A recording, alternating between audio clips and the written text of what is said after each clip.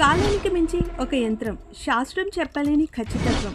ఇది మనం ఆవిష్కరించక ముందే 1000 ఏళ్ల క్రితం తయారైంది.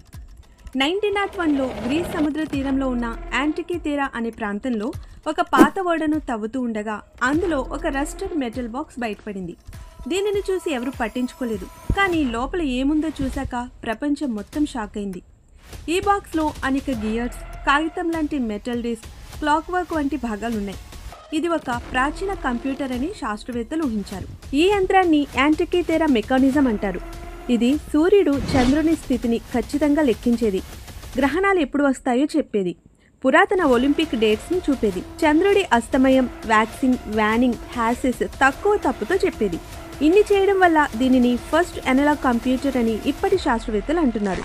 కానీ ట్విస్ట్ ఏమిటంటే ఇది తయారైంది 2000 సంవత్సరాల క్రితం. ఈ విధంగా ఖచ్చితంగా గ్రహాల లెక్కలు చెప్పే నాలెడ్జ్, మెకానికల్ ఇంజనీరింగ్ అంత తక్కువ టైంలో ఎలా వచ్చిందని శాస్త్రవేత్తలకు అర్థం కావడం లేదు.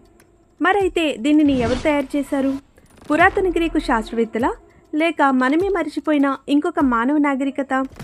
శాస్త్రవేత్తలే ఈ మిస్టరీని ఛేదించాలి. మరి అసలు ఈ మెషిన్ మన టైంకి చెందినదేనా, లేక అది ఒక టైం మెషిన్నా? మీ అభిప్రాయం ఏమిటో తెలియజేయండి.